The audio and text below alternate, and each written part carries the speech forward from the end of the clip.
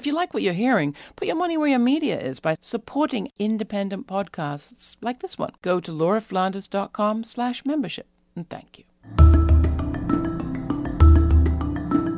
Hi, I'm Laura Flanders, and this is The Laura Flanders Show, the TV and radio program that seeks to raise radical spirits by interviewing forward-thinking people with real models of shifting power from the worlds of arts, entrepreneurship, politics, and activism. Racial literacy and rural solidarity. This week, I talk with two pairs of young activists about their work. Jessica Campbell of the Rural Organizing Project in Oregon and Lou Murrey of the Stay Together Appalachian Youth Project share tips on combating the right in rural communities. Then Winona Go and Priya Volke share their high school project, a crowdsourced racial literacy curriculum. It's all coming up on The Laura Flanders Show, the place where the people who say it can't be done take a back seat to the people who are doing it. Welcome.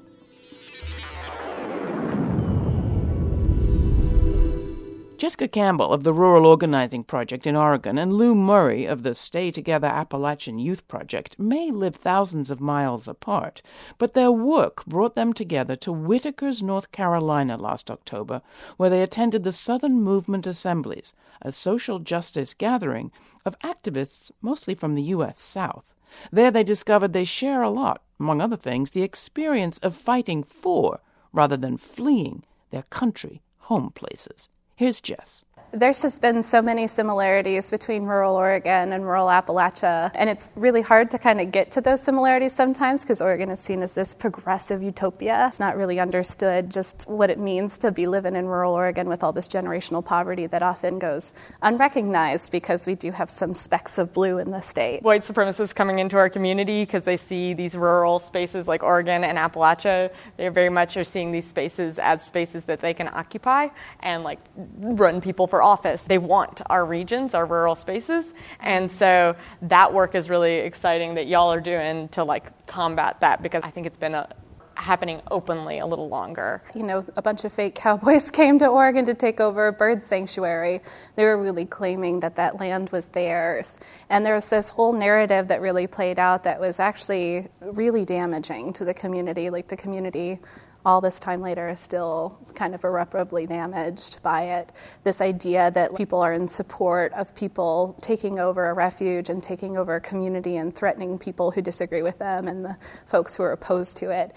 And it completely eliminated any kind of conversation around the Burns-Paiute tribe, who, if you really want to talk about whose land that is, right? And even with the Burns-Paiute tribe having all these, they had a really brilliant press conference where they were talking about, it was actually on the anniversary of them being marched forcibly off their land. And they were eventually given a very small parcel of land to be their new reservation, and it was on the old city dump. They had rights to be out there on the refuge, and folks in the community really heard that, but that wasn't a narrative that was ever picked up or really amplified in any real way. And, we tried our best, but it was such a national and international media circus. It really was difficult. But what has resulted within the community in Harney County, for example, is there's just this incredible narrative that's developing where folks are really recognizing the tribe. There was a lot of separation before, and now there's way more communication and somewhat more unity where folks are really in relationship and talking about what does it mean to actually live on this land together for the long term, and what does it mean to do that in a way where everyone can be safe and healthy. I think that there's this idea of economic anxiety or economic hardship. I think they're targeting young white men in particular, like in spaces like where there have been extractive industries like coal, and then the jobs have gone. They're going in and they're using, traditional workers' party. They're using a lot of our movement language, but they're talking about we want solidarity and we want these things, but only for white people. And so it's resonating with people. We similarly have a lot of extraction, especially in Western Oregon around timber. Especially when you're in a community that's predominantly white and you don't see a lot of folks of color, it's really easy to be like, yeah, those people, because if you don't have a relationship sometimes. And it completely erases, there are people of color who've been working in these industries for a long time. Absolutely. In mining industries, there's large Syrian communities communities in West Virginia that came in and worked on the mines, Italian communities. In Tennessee is all about white miners in solidarity with black miners who were being forced to work. Convict labor, basically, conscripted labor. Mm-hmm. That whole history is erased by these groups and say, like, well, it's only white people who do these jobs. Absolutely. So, like, they're trying to play into that. I think it's happening nationwide of, like, talking about working class and that being coded language for white working class and not having, like, folks of color included in that. And they see, because there's been, I think, these narratives about our regions where it's have been predominantly about white people, the folks of color who've been doing work in our region, who live in our regions, in our rural areas, are completely erased from it. So it makes it very attractive to these white supremacist groups, too. They see it and they're like, oh, there's a bunch of white people we're going to go in. We come from a long history of having Aryan Nation organizers and folks trying to set up their home base in Oregon, and multiple iterations of communities actually having to be like, and having to do it really publicly. And one of the lessons that I learned from folks out in Josephine County, which the Patriots took over the bird sanctuary, but a year prior they had done a takeover around a gold mine on public land that got no national coverage. So we really dug in deep in that county, and folks in that county were talking about work that ROP had done 20 years ago, where they brought a former Aryan Nation recruiter to town who had left the movement, left that group, and was talking about how they were recruiting. And part of what he was sharing was they will drop flyers in a community, and if no one responds, they know that that community is either not going to react because they're so isolated, or they're terrified. Either way, it's an opportunity for them to organize. If there was some kind of a response, they wouldn't show up. And what we really saw is that really did work. And part of what we saw that worked around that is, for example, with the paramilitaries and, to some extent the neo-Nazi folks that are kind of having their heyday in Oregon right now, is that they are pulling in support from outside of the state and outside of the community.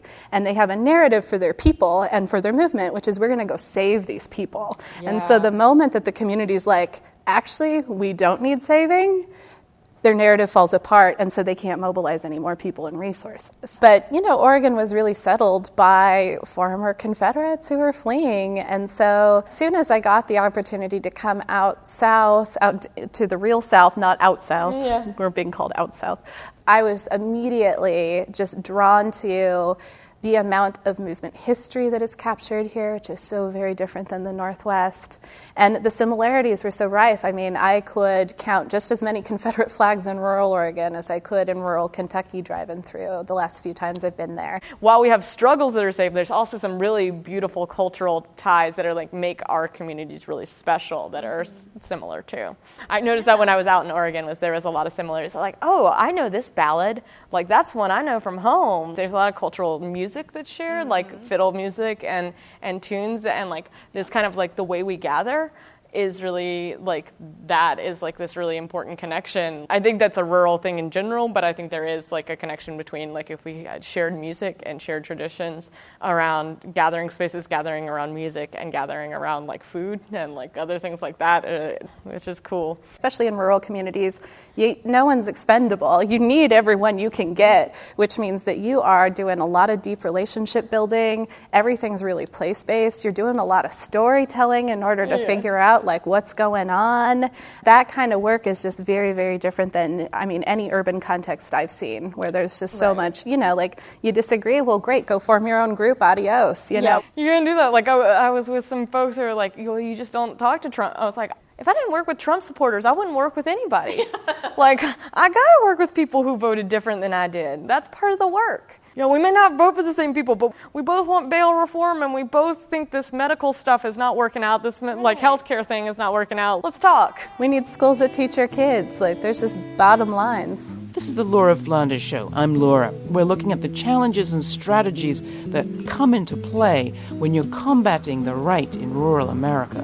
My guest is Lou Murrey, coordinator of the Stay Together Appalachian Youth Project, based in Central Appalachia, and Jessica Campbell, co-director of the Rural Organizing Project in Northwest Oregon. More to come.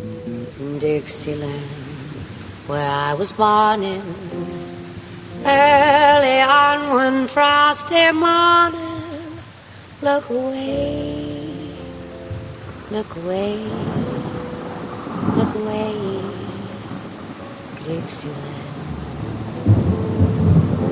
Oh, Mrs. Mary, Will the Weaver, Willem was a gay deceiver. Look away, look away, look away,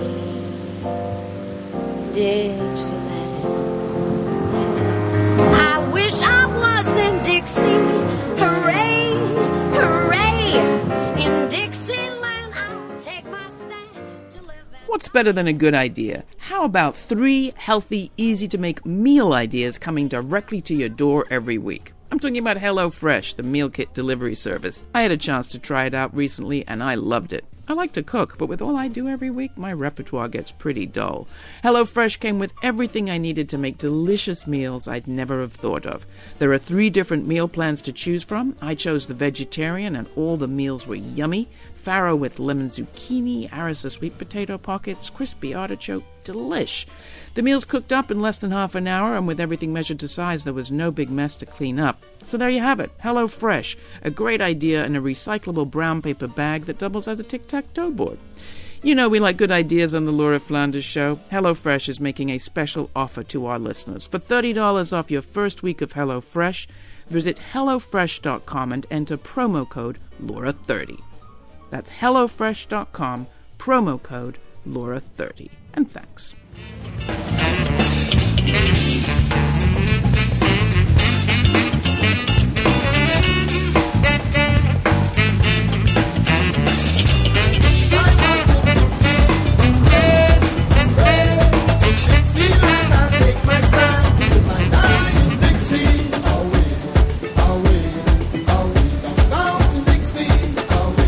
That was Afro-Dixie Remix by multimedia artist and producer John Sims. Did you know you can watch the TV version of this show on Link TV, Free Speech TV, and CUNY TV, among others, and listen to this podcast weekly on lots of community radio stations across the country?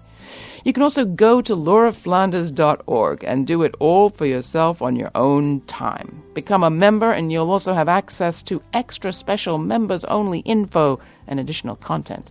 Become an active listener and viewer by helping us spread the word through sharing to your Facebook or other social media followers. Write a quick review on Apple Podcasts, and you'll really be one of our team. Later in the show, Winona Go and Priya Volke share their high school project, which was a crowdsourced racial literacy curriculum that they say they needed desperately, even after year of Black History Month celebrations. But first, what is rural America's own narrative of these times? It's not what we're spoon-fed by politicians and pundits, say my guests this week. They're community organizers Jessica Campbell, co-director of the Rural Organizing Project in Oregon, and Lou Murrey, coordinator of the Stay Together Appalachian Youth Project. Rural reality's not so black and white, or even blue and red, they say. I don't think our stories are told very often by media. I mean, I know Appalachia right now, there's a big focus on Appalachia again since the election. And one thing that my friend Willa Johnson, who works at Apple Shop with the Appalachian Media Institute, brought up at one point was that anytime there are like minority groups in the country talking about like, hey, Black Lives Matter, there's a lot of pointing to like, but what about these poor white folks? And Appalachia gets attention again. Or like, think about civil rights movement in the 60s, and it's like, but what about these poor white folks? War on poverty. But like, they never do anything for us. It's just like, Appalachia is used as this way to like look at and be like, but look at these people, they're struggling. Or like Trump's declaration about opioids. He's not putting any money behind it. It's a very much, but look at these poor white folks thing that is happening. And I think that is often the only media that happens around this region. The work we do is really rooted in connecting people because they feel so deeply, deeply isolated. And I feel like that is very much what I'm hearing and feeling from rural folks all over. You know, especially after the election, we just got calls from just about every state in the country from folks who are like, you have rural in your name, do you work in my state? I'm just so desperate to figure out like who my people are. And you know, there's such a sense of fear and dread and, you know, ICE raids and the FBI door knocking on Muslim folks' doors, and all of that has folks really reeling and desperate for community. And if we're not actually sharing what we have learned, including what has not worked, of which, it's hard to find movement spaces where there's not so much ego that you can't talk about that. And that's something that's so beautiful about SMA, because it's really rooted in what are we trying to build, and we have to reflect on what we've done in order to go forward. As a young person here, I didn't think I was Appalachian. I didn't know I was Appalachian, and I didn't know I could be Appalachian, that I could be queer. I didn't know I could be a queer Appalachian. I didn't know those identities could intersect, because I didn't see that. Because if you read anything about Appalachia in the media, it's they don't mention queer folks. They don't talk about queer folks. They don't talk about people of color. And there's only so many times that you're erased from the narrative that you start feeling like you don't belong here. When I first started working with the Stay Project, I was a volunteer, and my first Stay meeting was at the Highlander Center.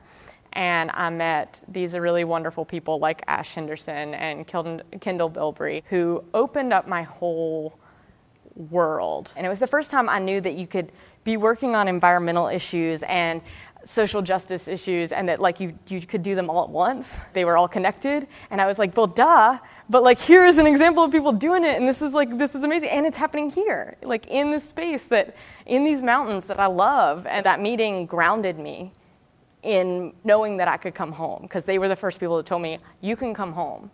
And it's okay to want to come home. And I traveled across the country and all over the United States. And the whole time I was going to these places that were amazing. And I was meeting cool people. And I was like, I could do some organizing here, but what would it be for? It's not for my home. I want to go home and do the work that matters to me in my home, because it's important to me for my home to be a place that I can stay in and that I can live in, and it to be like these other places, like when I went and visited Portland and Bellingham and Washington and Seattle, Washington. It's there's cool stuff here, but why am I not working to make that cool stuff happen in my home? That's what was really important to me. Besides Stay existing in general, that was created by young people for young people. It's an autonomous youth space, and so its existence is pretty incredible. And we fundraised by ourselves to create a full-time position for a young person in Appalachia with benefits.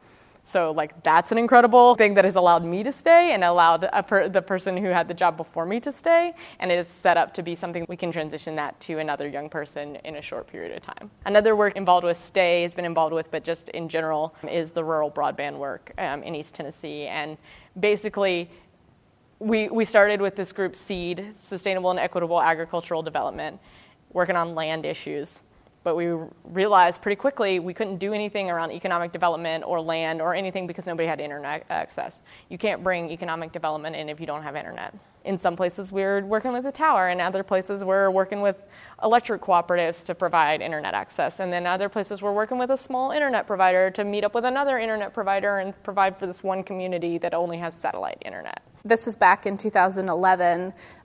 We got word, actually, from a couple of small towns that there were many, many post offices across rural Oregon that were facing closure, and they were all in towns of 100 to 400 people. So we were reaching out to these communities being like, so we're in the heat of the Occupy moment. What are you going to do about your post office closing? If you are in the mountains, the coastal ranges feels very similar to Appalachia in terms of rolling hills, and you don't have cell reception, and folks have phone lines that haven't been repaired since the 50s, so they have no dial-up. And so folks are really reliant on the Postal Service for doing everything. After we did some work around post offices, we did these meetings in communities just to sit down and be like, so let's connect the dots between the post offices and what else is going on in the community. I was in the general store. I was expecting 6 people, but 38 people came.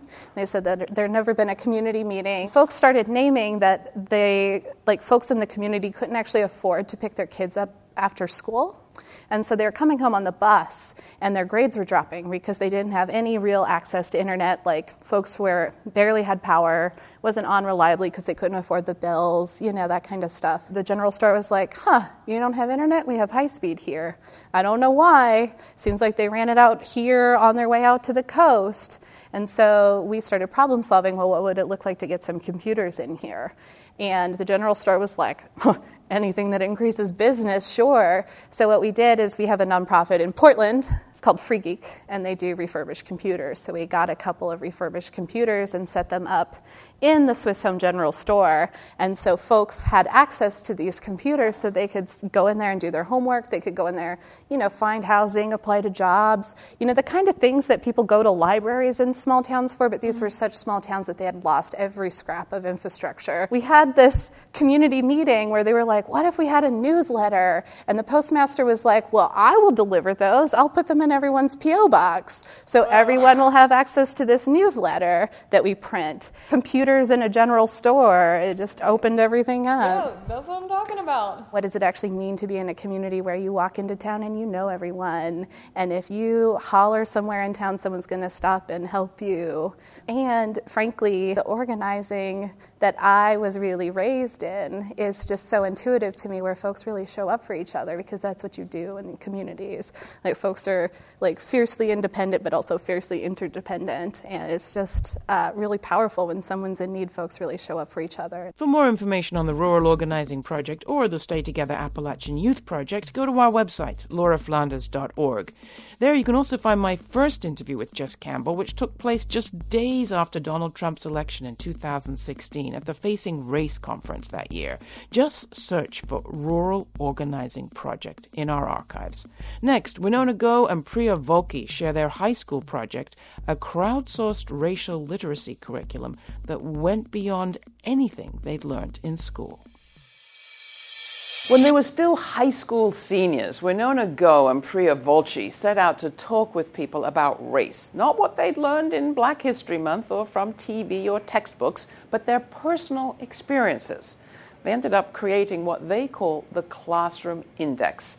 The dynamic duo were speakers at the TED Women Conference in New Orleans this fall, where we had a chance to talk. Many thanks to TED Women for their help with this segment.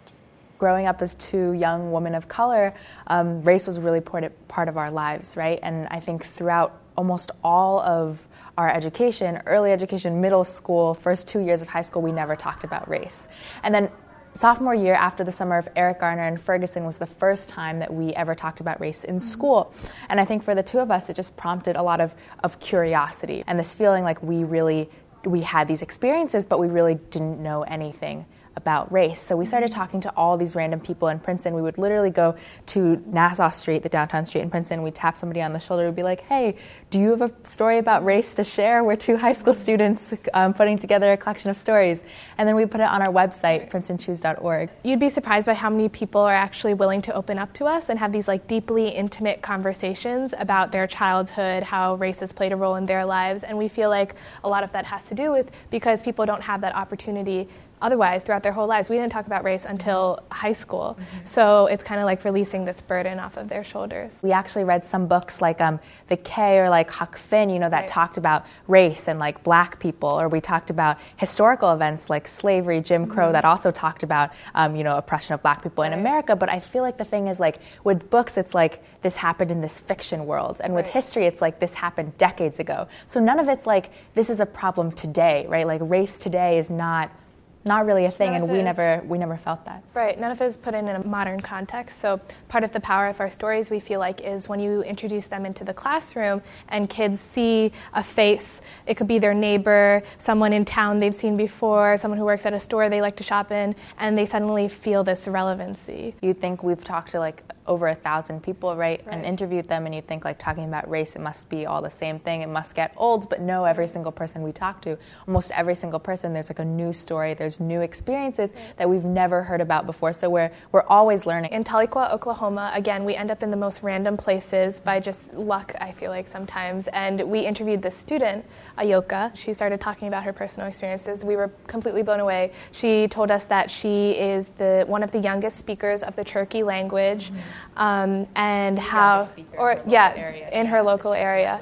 And how her fluency in Cherokee means so much to her personally because she's a trans woman and the Cherokee language is non-gendered. So she was allowed to move without any obstructions, literally in the language and in the culture of her Cherokee heritage. What we didn't talk about in our talk is another aspect of intersectionality right. that she's actually the leader of a Catholic organization on her campus, and she's talking about religion and how that intersects with gender and sexuality and race and ability and all of these different identities. And so she was talking about with the disappearance of her language is also the disappearance of like that part of her identity, which was like fostered so well in the Cherokee language. When we go and interview all of these people individually and we mull over their experiences and think about it, and then the next day we'll like Google something or do some research on like what their personal experiences mean, how it's significant in a larger picture. Yes, this was a woman we met in Chicago. Her name was Lisa, and she was just talking about, I remember listening to her story. It was so powerful because she was so emotional. She was talking in tears, not necessarily about her own personal experiences being called the dirty Jew and that kind of thing growing up, and her grandfather being a Holocaust survivor and that kind of thing, but talking about her own students and how every day she worked with these primarily low-income Black students who came in with all these different racial realities that she was disconnected from, and learning to listen to their experiences, right? We interviewed another white teacher in Omaha, Mrs. Busby, who was telling us that many of her students don't come back alive to her. And she was talking about how she has dedicated herself to this work so strongly because she makes such a difference in the lives of those students by giving them hope and counseling and a person to trust and be comfortable with. And I think that's so important and speaks to how we shared that story of Lisa because we're trying to point to the idea that if you have white privilege, you can really, really leverage it for something good and for social justice, just like Lisa did. A man named Choichi, and he was a Japanese internment camp survivor, and he was talking about actually solidarity with natives during that time and the experiences with food and how he can't eat the food that he remembers the smells from the internment camps, and it was just really touching. Right. So that was all in one day, and so the diverse experiences we're collecting all across the country has really blown us away. I think so much of it has been in a point in our lives, especially during high school, we had collected hundreds of stories and we were like, we are at a point of racial literacy, but part of it has been realizing that we still have so much to learn, and these stories are starting points to learning about like the systemic injustices that exist. And I think it's been really interesting to interact with all these people and understand like the nuanced racial realities that exist in our country. Yeah, I think in our TED Talk we talked about how racism is this nationwide epidemic that we can't recognize or get rid of. And I think that idea about recognition, we don't understand who we are yet, so we can't tackle the problem in a way that's effective. The whole point of our talk was raising the bar for racial literacy, right? The idea that we don't understand who we are and we need to keep learning. In our book, in the first book, The Classroom Index, we would take all of these personal stories and literally pull out lines where they're talking about systemic injustices, maybe not literally. So say we interviewed someone on the street and they're talking about their own personal experience with police brutality. We would back it up with stats in the book to show how it's a larger systemic issue and not just one isolated incident. Once you become racially literate, and that includes caring so deeply about the issue that you're compelled to do something about it, then you can take action in your home community, in your local communities. That every small thing counts, the idea that every person, no matter what your profession or background is, can somehow bring justice, racial justice specifically, to the conversation, to the table, to the work. And that everybody can leverage their personal skills for the cause of social and racial justice. I think it's really interesting, when we started in sophomore year, racial literacy was not really a term at all, right? And the focus, investing on listening to students of color's experiences, was not something popular. It was not something normalized. And I think over the past few years, not really because of us, but because of all the activists in the community. All the students, all the adults, professionals, professors from the university, parents, all of that have really come together and tried to really start learning and listening first. There's now a racial literacy course at our school. Racial literacy course at our school, which has been awesome. Really, and it's been a journey for us working with the administration of our school and learning from them and working with them. That was Winona Go and Priya Volke, two speakers at this year's TED Women Conference in New Orleans. Many thanks to TED Women for their help with this segment. And for our earlier segment with Jessica Campbell of the Rural Organizing Project and Lou Murrey of Appalachian Youth Project, thanks are due to the Southern Movement Assemblies and Project South, one of the 180 anchor organizations involved in that assembly process. Thanks. This show is produced by yours truly, Laura Flanders, with Tammy Hamada Warrenoff, Monica Mohapatra, Danica D'Souza, Diego Romero Montiel, Jeannie Hopper, and Mira Al-Rahim. Write to me. Tell me what you think. I like to hear from you. That's Laura, Laura, at lauraflanders.com, and I do my best to respond. The program's made possible by the Novo Foundation and listeners like you. Become a member today. Thanks for your ongoing support. We couldn't do it without you. Stay kind. Stay curious. Till the next time, I'm Laura Flanders.